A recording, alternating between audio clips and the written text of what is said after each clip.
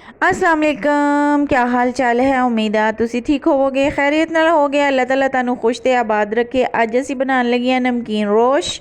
ਉਹਦੇ ਵਾਸਤੇ ਅਸੀਂ ਲਿਆ ਜੇ घी ते घी गर्म करके असी विच अपना जड़ा गोश्त है वो विच पा लवांगे। असी बीफ का गोश्त लिया है तो वो तकरीबन 2.5 किलो के कोल है। असी ये गोश्त नूं पा के ते इनू अच्छे तरीके नाल ब्राउन ब्राउन कर लवांगे कि इहदा अपना कलर जड़ा है वो चेंज हो जाए। मैनू घी घट लग रहा सी, इस वास्ते मेरे को कुछ घी पिया होया सी इजाफी, वो विच पाया। यह कलर चेंज हो गया गोश्त का। तो हुण असी इहदे विच मसाले पा लवांगे। मसालियां दे विच असी पाया जे लसन अदरक का पेस्ट ते सब्ज़ मिर्चां 3-4 ते फिर नाल ही असी छोटे छोटे बेबी प्याज पा लेने ते नाल ही असी टमाटर पा लेने, कालियां मिर्चां पाइयां ने। यह बहुत मज़ेदार जूसी बनेगा, टेंडर गोश्त बनेगा कि तुसी इनू चपाती नाल या सादा किसी तरीके नाल भी खा सकते हो।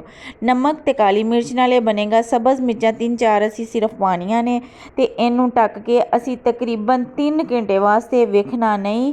3 घंटे बाद साडा गोश्त जिहड़ा है वो तैयार हो जाएगा ते असी इनू खा लवांगे। यह बहुत मज़ेदार टेस्टी बनेगा। तुसी इस रेसिपी नू लाजमी आजमाना घर दे विच, खुद भी खाओ, बच्चियां नू भी खवाओ ते साडे चैनल नू सबसक्राइब करो। दुआवां च याद रखो। देखो कितना मज़ेदार खूबसूरत जूसी जी लुक आई है।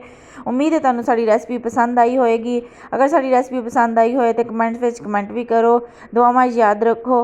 अपना ते अपने घर वालों का ख्याल रखो। शुक्रिया।